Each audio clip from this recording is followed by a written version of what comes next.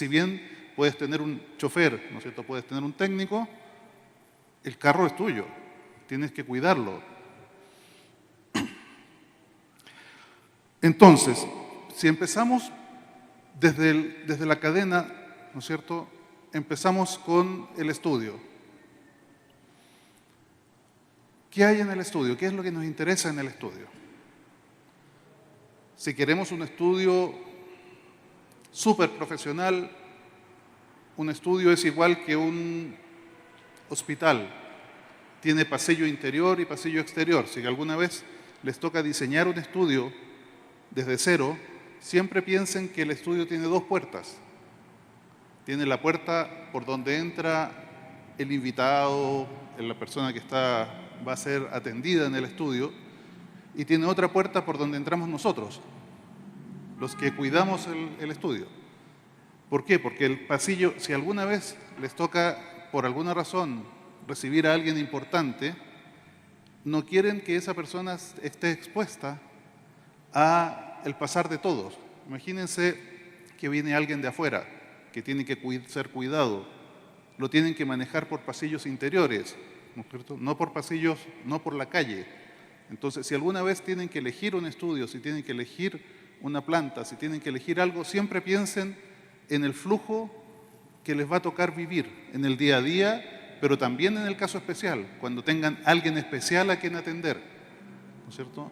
Que no tenga que pasar por, no sé, la gente, que la persona que sea atendida sea cuidada. En términos de diseño. Después de eso pensamos ya en la cuestión técnica, ¿no es cierto? Primero flujos, por dónde camina, si el estudio va a estar en un lugar con ruido, sin ruido, ojalá sin ruido, ¿no es cierto?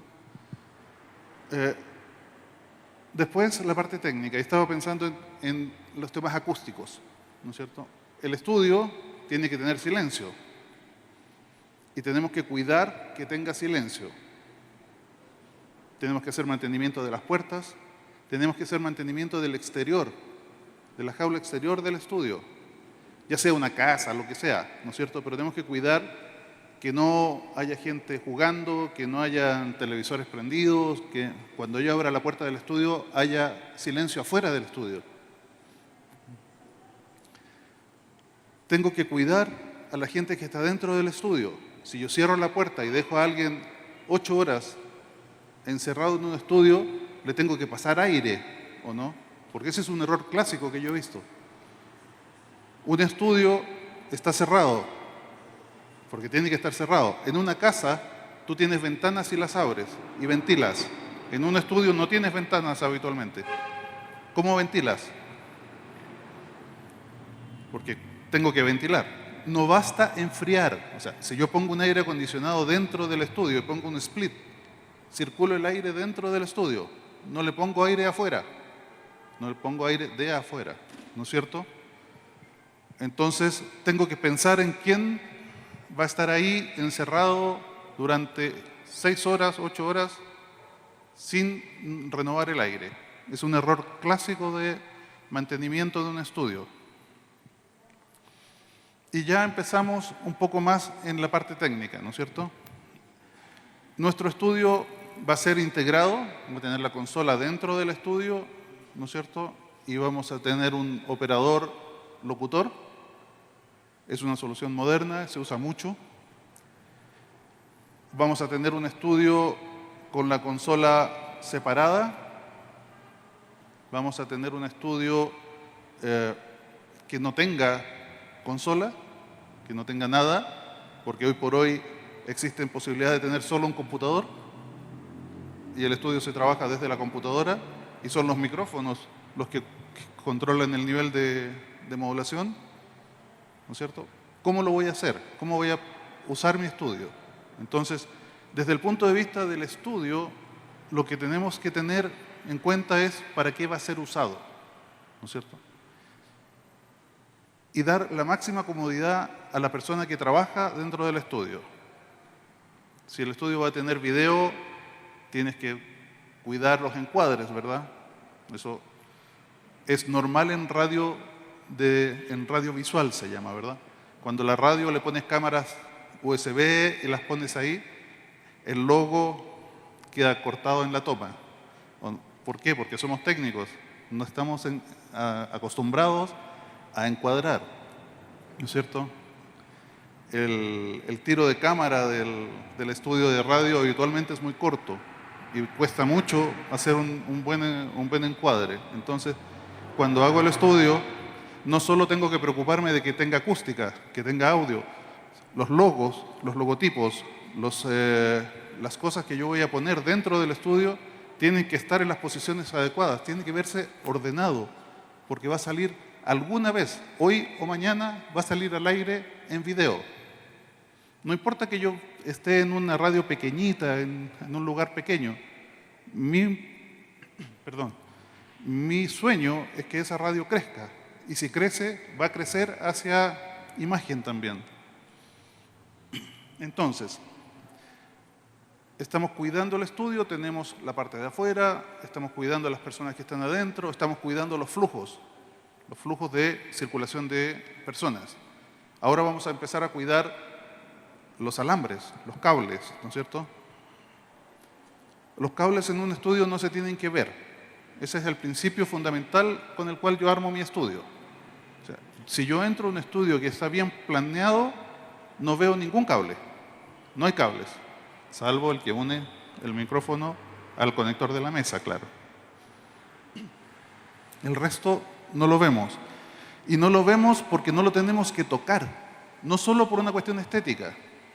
Un cableado de un estudio está sujeto a mucho movimiento, a mucha gente que camina, que mueve la mesa, que asegura, que hace aseo.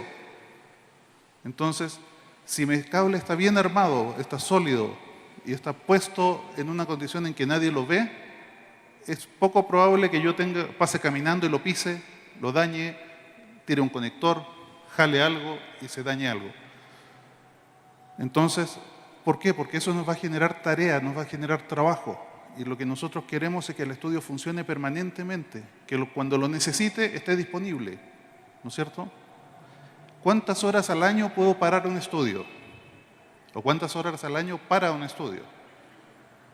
¿No? Entonces, claro, puede ser que sea un estudio que se usa una vez al mes. Aún así no justifica el que esté mal hecho, ¿verdad? Entonces, seguimos con nuestra cadena. Tenemos el estudio, lo tenemos bien cableado, ordenado, está trabajando. Vamos a empezar a funcionar con nuestra cadena. La primera cadena es el micrófono, ¿no es cierto? Entra el micrófono. En verdad es el antipop, porque tenemos que cuidar los antipop para no tener las explosiones de las P, ¿no? Tenemos el micrófono. Los micrófonos en general son como los neumáticos de un automóvil. Si los maltratas, se dañan muy rápido y con el paso del tiempo se desgastan y hay que cambiarlos. Hay que cambiarlos y hay que cambiarlos todos y todos por la misma marca y todos iguales.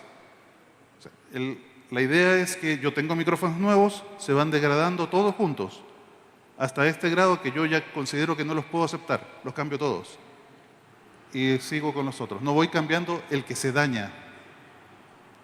Entonces, como jefe técnico, como dueño de la emisora, como director de la emisora, tengo que tener un plan que haga que estas cosas que van haciéndose de mantenimiento, ¿no es cierto? El cambio del aceite del carro, el cambio de los micrófonos y el cambio de los filtros de aire, etcétera, estén puestos en un plan de trabajo con el cual yo no me vea impactado porque, tengo que cambiar micrófonos. ¿De dónde saco el dinero? Horror, nunca pensé que tenía que cambiar micrófonos. No, si yo soy técnico, yo sé que voy a tener que cambiar micrófonos. Yo sé que voy a tener que cambiar el aceite del carro. Entonces, ¿por qué no me cuesta cambiar el aceite del carro y sí me cuesta cambiar los micrófonos? Porque son caros, sí. Pero es un plan. Es un plan, tengo que tenerlo atendido, tengo que hacer la reserva. No es una sorpresa, no es que el director se vaya a encontrar de repente con que venga el técnico y le dice, oye, tengo que comprar X dinero en micrófonos y nunca le había dicho que tenía que hacerlo. No. Entonces, los fungibles, todo lo que se cambia en un equipo, los filtros de aire, etcétera, ¿no es cierto? tenemos que tener un plan de trabajo para el mantenimiento. Eso hace que nuestra vida sea simple y sea fácil. Nunca es fácil, ¿verdad? Pero por lo menos sabemos lo que tenemos que hacer. Entonces, nuestra primera entrada es el micrófono. Cableado. De nuevo, prolijo. Los cables que están sujetos a movimiento hay que inspeccionarlos. Porque ¿cuántas veces hemos llegado a la mesa y ahí sí? Y al día siguiente, ahí sí. Y el mes después, ahí sí. Y algún día lo voy a tener que cambiar. ¿Por qué no lo cambio ahora y me evito todo eso de ahí sí, ahora sí funciona? ¿No es cierto? Entonces, el cuidado de la emisora son esas cosas. No es el tener que ir a reparar. Eso es mantenimiento correctivo y hay que evitarlo. ¿No es cierto? Porque tenemos 3 tipos de mantenimientos básicos. El preventivo, que es el que estamos hablando ahora. Cómo evitar que las cosas se dañen. ¿No es cierto? El correctivo, que es cuando se dañó, salir lo más rápido posible del problema del daño. Y el mantenimiento evolutivo, que significa que hay una nueva tecnología, que hay un nuevo equipo, que hay una nueva cosa, voy a hacer un mantenimiento para mantener mi emisora acorde a los tiempos. ¿No es cierto? Entonces, tenemos que pensar en esos 3 tipos de mantenimiento siempre. Estamos empezando a aclarar lo que es el mantenimiento preventivo. Entonces, fungibles, diseño adecuado, prolijidad en la instalación, que no te pillen con las tareas sin hacer. Mañana viene el presidente de la República a ver el estudio. Oh, hay que pintarlo, hay que cambiar los conectores, hay que... ¿O no? ¿Cuántas veces les ha pasado?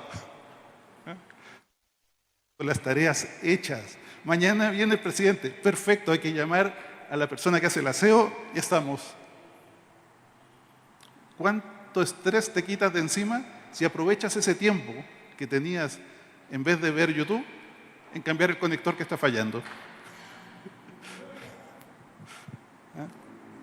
Entonces, el mantenimiento preventivo es fundamental en lo que se ve y en lo que no se ve, ¿no es cierto? Entonces pasamos micrófono, consola. La consola hoy por hoy es un elemento fundamental y tenemos 2 tipos de consolas. La consola que va en el estudio aire, que es una consola que está diseñada para trabajar 24/7, idealmente para ser mantenida por secciones, ¿no es cierto? Saco una línea, un canal y pongo el canal de respaldo. Esa consola es simple y robusta. La consola de aire es un tractor. No necesito que tenga 10.000 efectos, colores, pantallas bonitas. No, es un tractor. Cuando yo lo necesite poner a trabajar, lo prendo hoy y lo apago 4 años más, en 4 años más, cuando la voy a cambiar. O en 8, o en 12, o en 30, cuando la cambiemos. La consola del estudio de grabación es una consola que trabaja eventualmente. No está trabajando 24 horas al día, trabaja solo en algunos minutos, solo en algunos periodos. Esa consola puede tener condiciones especiales, puede tener efectos especiales que voy a necesitar para la grabación, puede tener menor calidad en los potenciómetros, porque en verdad no se va a usar todos los días, no voy a estar, no sé cómo se dice aquí, me gusta mucho el término que usan en Uruguay, que dicen que están remando, ¿no? Porque están todo el día con los potenciómetros arriba abajo. Claro, maniobrando, ¿no? Entonces, esa consola puede ser un poco más delicada. La va a usar alguien que va a estar más tranquilo. No está al aire. Puede fallar y decir, no, paren, repetimos. ¿No es cierto? Entonces, es una consola distinta. No es la misma consola de aire. Sin embargo, si tenemos las tareas hechas, el estudio de grabación puede salir al aire. Tiene que tener aunque sea un interruptor eléctrico, que la salida de la consola la pones en el enlace. ¿Por qué? Porque aun cuando el estudio de aire sea perfecto, son fierros y los fierros fallan siempre. Algún día van a fallar y por lo tanto tengo que tener respaldo. En una radiodifusora normal tenemos solo 2 estudios, ¿no es cierto? Podemos tener una emisora con 50 estudios, sí, pero lo habitual es que sean 2, la consola de aire y la consola de grabaciones.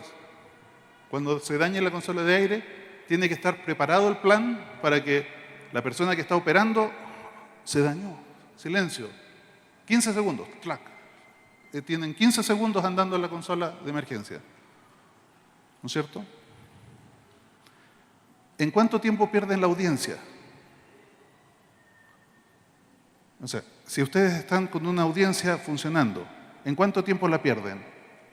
¿Cuánto tiempo creen ustedes, o cuánto piensan ustedes que ustedes mismos demorarían en escuchar silencio o ruido de fondo y cambiar?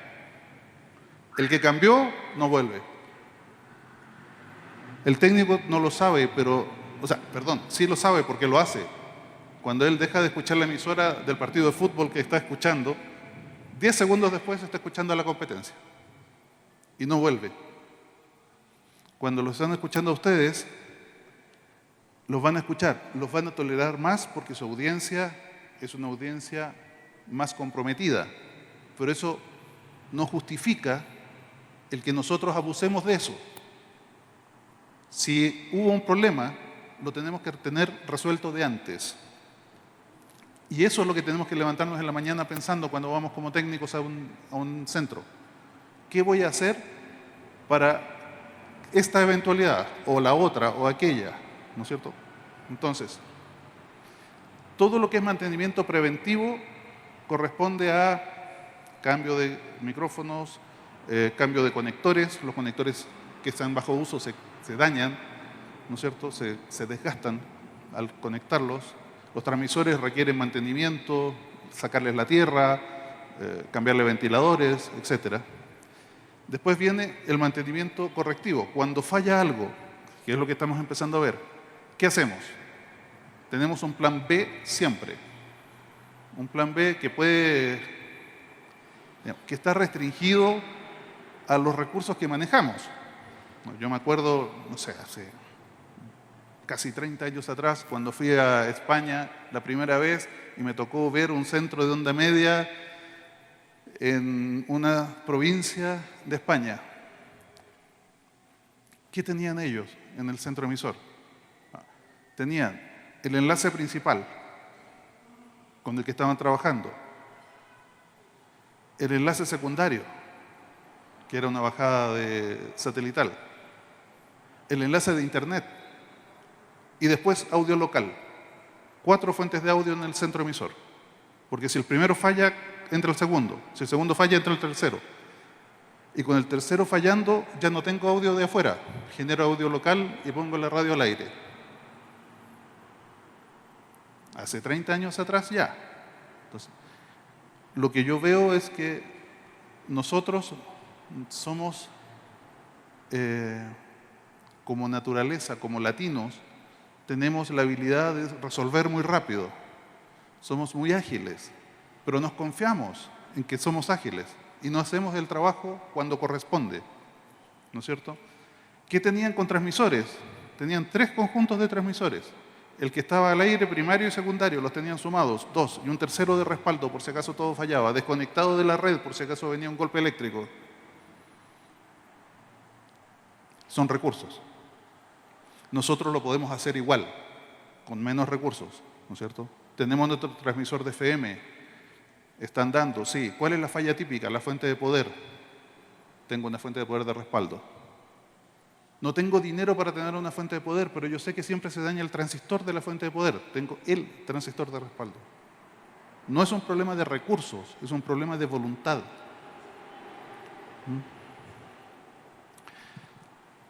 Y después de eso, seguimos con el mantenimiento evolutivo. ¿Cómo vamos a hacer que la emisora se mantenga al día cuando pasen los años? Y ese es un plan a largo plazo, ¿no es cierto? A largo plazo. Tengo que cambiar el transmisor, tengo que cambiar, no sé, vamos a evolucionar hacia tecnologías de IP en el estudio, entonces voy a planear que de aquí a 5 años más voy a cambiar la consola por una consola de nueva tecnología. Voy a, no sé, la evolución no la puedo ver hoy, pero la puedo estudiar. Me obliga a estar al día, a estar escuchando. Antes era difícil porque uno tenía que conseguir un texto que venía por correo, etc. Ahora es fácil.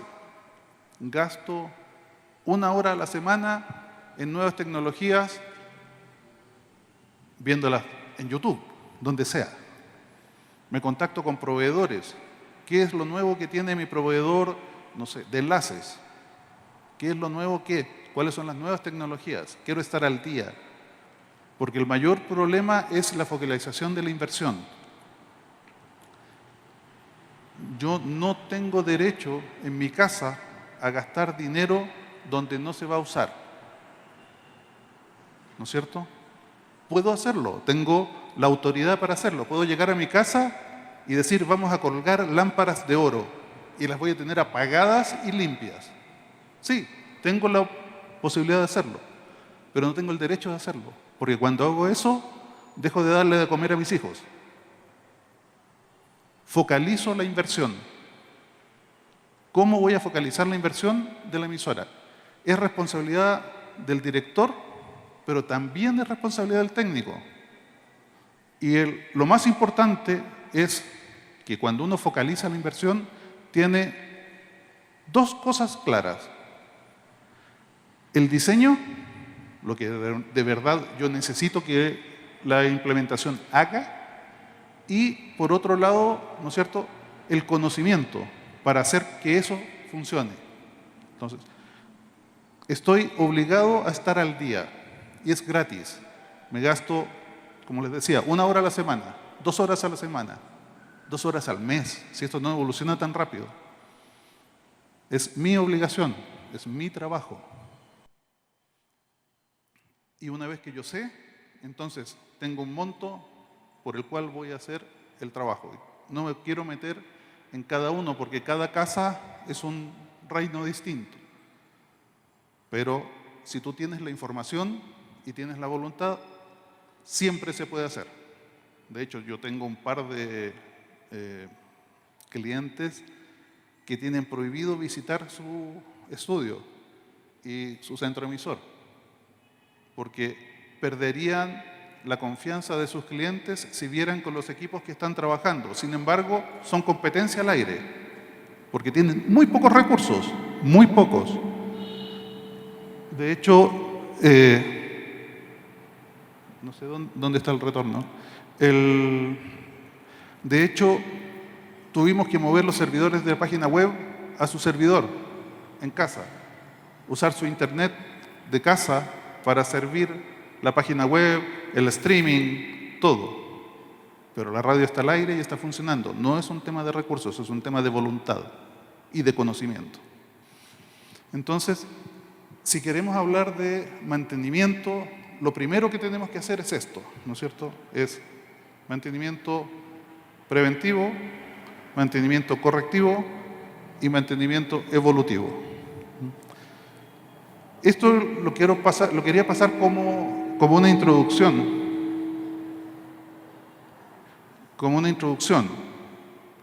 ¿Ah? Para que podamos conversar, porque a mí me invitaron aquí a conversar y me encanta hablar, me encanta lucirme, pero no. Quiero que ustedes pregunten y saquen sus dudas, por favor.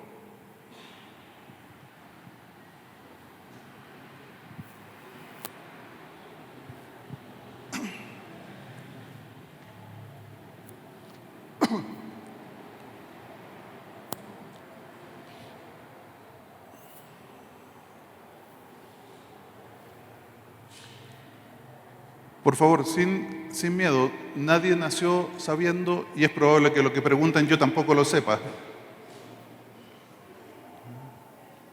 Ingeniero, yo quiero hacer más que una pregunta, un comentario.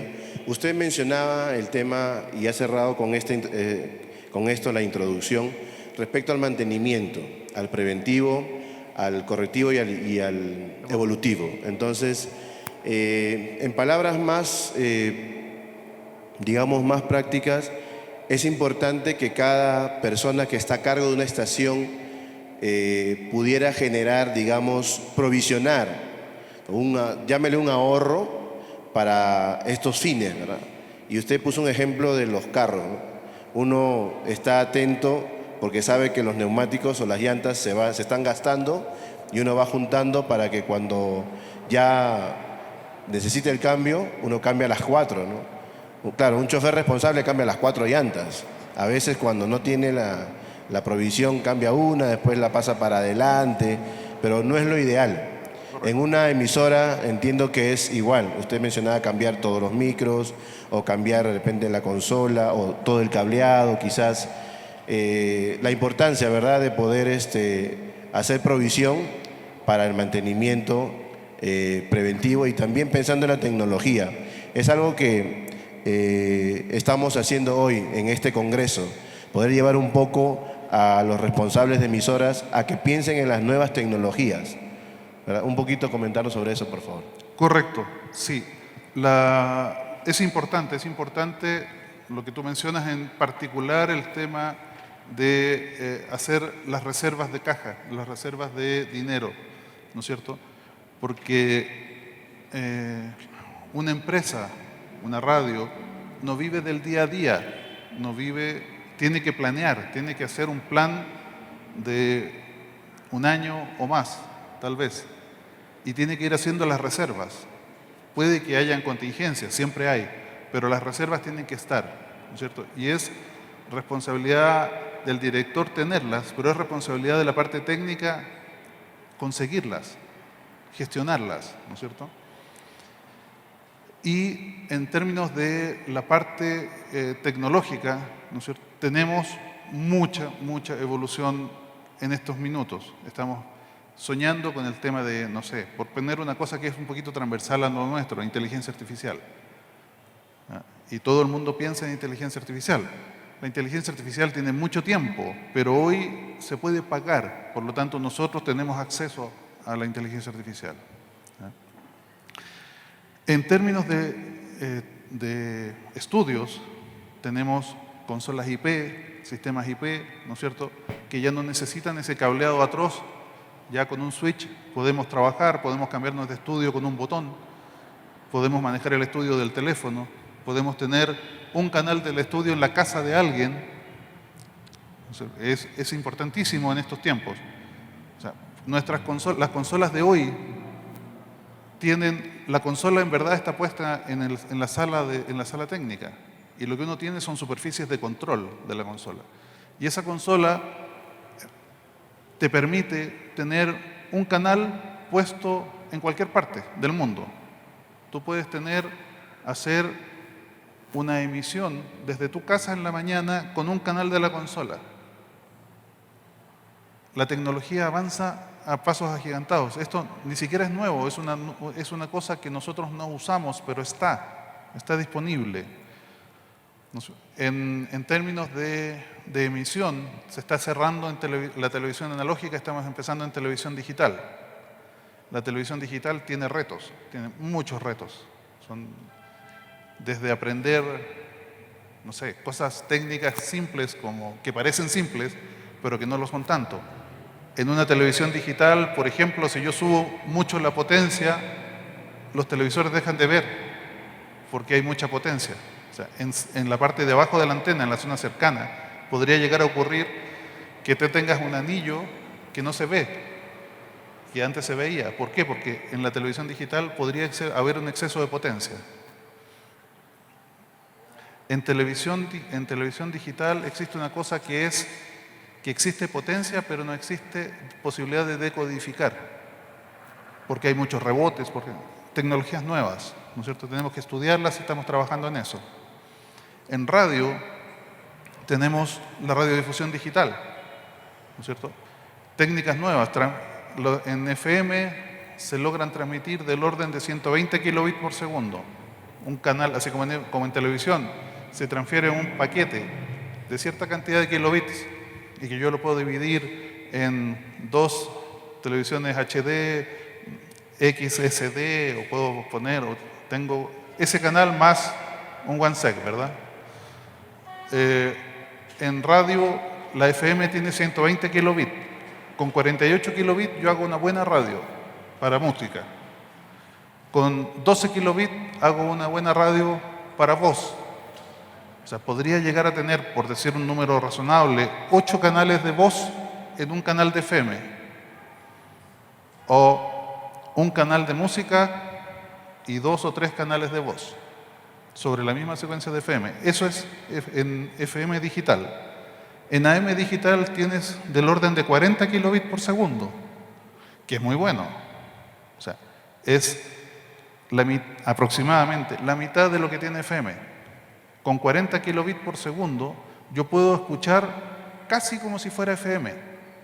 Y digo casi porque existe un pequeño artefacto en los agudos, muy en los agudos, pero tiene el alcance de la AM y se escucharía como FM. ¿Cuántos luchamos en onda media, en AM, por los ruidos? Bueno, con la tecnología digital los ruidos desaparecen. Con el full digital inclusive el alcance aumenta. Pero tengo que estar preparado, tengo que saber qué quiero, saber que necesito un excitador, que necesito que la unidad de sintonía tenga, no sé, 27 grados de corrimiento de fase máximo. Tengo que estar estudiado, porque es una nueva tecnología. Entonces, ¿qué vamos a hacer? Nos vamos a formar. La técnica está disponible, la información está disponible. Los proveedores queremos que nuestros clientes y nuestros potenciales clientes sepan lo que estamos haciendo. No lo hacemos a escondidas. Y no nos da vergüenza decir que estamos haciendo esto o aquello. Y no tenemos vergüenza al preguntarle a otra persona si sabe o no sabe, y esperamos que no tengan vergüenza en venir a consultarnos. Porque si yo trabajo 3 años en un proyecto, no puedo esperar que alguien venga de afuera y lo sepa. No tiene por qué saberlo. Nadie nació sabiendo. Entonces, tenemos tecnologías digitales en televisión, en estudios, en radio, todo nuevo. Tenemos mucha tarea por hacer. Y nunca no conozco a nadie que sepa, por ejemplo, todo lo de televisión digital. Inclusive yo estuve en la época de pruebas en las universidades en Brasil cuando se aprobó la norma, cuando diseñaron la norma, armaron el Ginga, hicieron todo el proceso de desarrollo de la tecnología de televisión digital. No tengo idea de televisión. O sea, después de ver eso, no tengo idea de televisión. Porque ellos que lo habían desarrollado no sabían lo que hacía el vecino. Y todo el paquete era grande. Entonces, tenemos que preguntar, tenemos que estar atentos. Tenemos que ir preguntando por la vida. Yo tengo un amigo argentino que siempre decía, los ingenieros, cuando no les deja nada que hacer, hacen procedimientos, alambres, diseños. Al resto del mundo, cuando no tienen nada que hacer, hacen asados, partidos de fútbol, no sé qué. Es nuestra esencia. Lo que tenemos que hacer es atender nuestra esencia, seguir estudiando, seguir creciendo. ¿Cuántos compañeros de curso míos de la universidad uno les pregunta hoy y saben lo que les enseñaron en la universidad? Si la universidad era un puntapié, era lo inicial, era la partida, no era la carrera, era solo el empujón que te dieron para salir. Cuando saliste de una escuela técnica, lo único que hicieron fue darte el empujón. El resto es tu tarea, es tu trabajo. Ya no hay mamá, no hay papá, eres tú. Entonces, por favor, yo sigo esperando que alguien levante la mano. Estoy como en la televisión, rellenando, ¿verdad? Entonces, si hay dudas, por favor. Buenos días, Dios le bendiga más pastores, Dios le bendiga ingeniero. Una consulta, algo de repente no sea tan idóneo. Para hacer un mantenimiento de una planta repetidora donde se encuentra transmisor y otros equipos, ¿cuál es la forma correcta de hacer mantenimiento? No, pongamos que está conectado el transmisor, está conectado cable ELIAC, todas las conexiones. Hacer mantenimiento tal como se encuentra conectado, hay que desconectarlo, sacar el transmisor, sea nacional o importado, sacar las tapas que tiene, de qué manera, como usted como fabricante, cuál es la forma correcta para hacer un mantenimiento, para no cometer en algún momento de repente algo que no está permitido. Esa sería la pregunta. Ok, muy buena pregunta en verdad. A ver, lo primero que hay que hacer es tener el tiempo para hacerlo. Eso es importantísimo. O sea, si tú vas a la hora en que tienes la máxima audiencia y vas a pagar por 5 minutos para soplar con aire, seguro se va a dañar. Eso no hay duda. Si lo haces con el tiempo adecuado, eso va a funcionar. ¿Ok? Porque lo que uno más cuida cuando hace el diseño es que sea fácil de mantener, que tú le saques la tapa y quede todo a la vista. Los equipos viejos son más difíciles de mantener porque tienen menos evolución en la reglamentación de la gente, ¿no es cierto? De hecho, yo viajo permanentemente a terreno, voy a poner en marcha mis equipos porque quiero escuchar de la persona que está poniéndolo en marcha sus comentarios para decir, no, ¿sabes qué? Cuesta un montón cambiar los ventiladores. Entonces, fabricamos una bandeja de ventiladores que se sacan todos los ventiladores con un tornillo y un conector para que puedan sacarla y hacer mantenimiento. Entonces, cuando tú haces el mantenimiento, toma fotos antes. Es una buena, ahora es gratis, ¿no es cierto? Toma fotos, lo haces con cuidado, sin energía. Acuérdense que una consulta, siempre es nuestra prioridad proteger transmisores de onda media respecto a las descargas eléctricas. Alguien me recomendó de un pararrayo ionizante, ¿nos se podría referir, por favor? Muchas gracias. Sí, yo, la verdad, yo tengo algunas diferencias con la gente que recomienda. A ver, los pararrayos en general evitan los rayos pequeños, pero son incapaces en la práctica de evitar los rayos grandes. Y en onda media lo que te daña el transmisor es el rayo grande, el rayo pequeño lo protege por estacionaria y sigue andando. Entonces, en la práctica real que yo he tenido en el terreno, no he hecho medidas formales, ¿verdad? Pero en la experiencia del día a día, no he visto diferencia entre tener el pararrayos, tener el pararrayos plumero, el ionizante, el de rayos, hay muchas variantes. El problema de los ionizantes es que se caen, se dan vuelta. Y eres tú el que va a la base de la torre a mirar con el pararrayos tirándote rayos gamma desde arriba.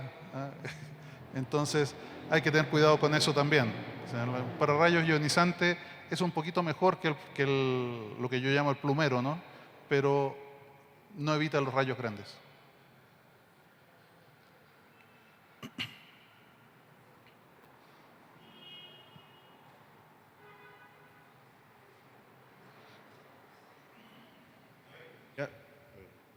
¿Alguna pregunta? ¿Una última pregunta? Sí, la última pregunta, por favor. Amén. Ingeniero, Dios le bendiga. Ante todo, gracias por su aporte, que estamos aprendiendo. Quisiera hacerle una pregunta. Nosotros trabajamos en la zona costera, cerca del mar, y entonces quisiéramos que usted nos pueda alcanzar para el cuidado de las casetas, que sabemos por la humedad del mar, la brisa, pudiéramos conservar con mayor eficacia, que de repente algún alcance que nos ayude para poderlos conservar, ya que siempre tendemos a que la humedad malogra, ¿no? Los equipos muy rápido se oxidan. Sí. Gracias.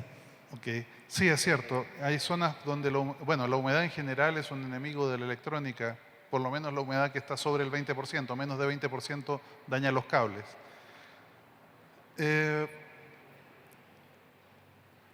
La caseta, el ideal es que sea estanca, cerrada, y que tengas un sistema de sacarle el calor con un sistema de splitter o de alguna manera que el aire de dentro de la caseta esté seco y esté limpio. O sea, que mantener el aire seco. Si no puedes hacer eso, lamentablemente te toca tratar de no de mezclar el aire para que el equipo no esté sujeto al aire exterior permanentemente. Perdona, ¿era onda media? ¿O FM? Perfecto, es más fácil porque en FM es menos calor, por lo tanto el aire acondicionado es más barato de mantener, es menos energía.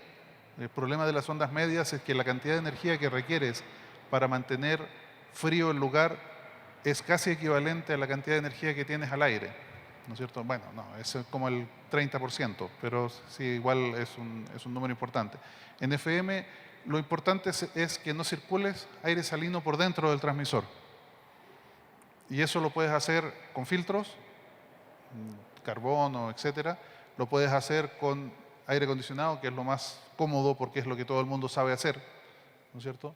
Y sobre todo evitar que entre aire de afuera, porque si estás renovando la humedad, estás renovando la sal adentro del local.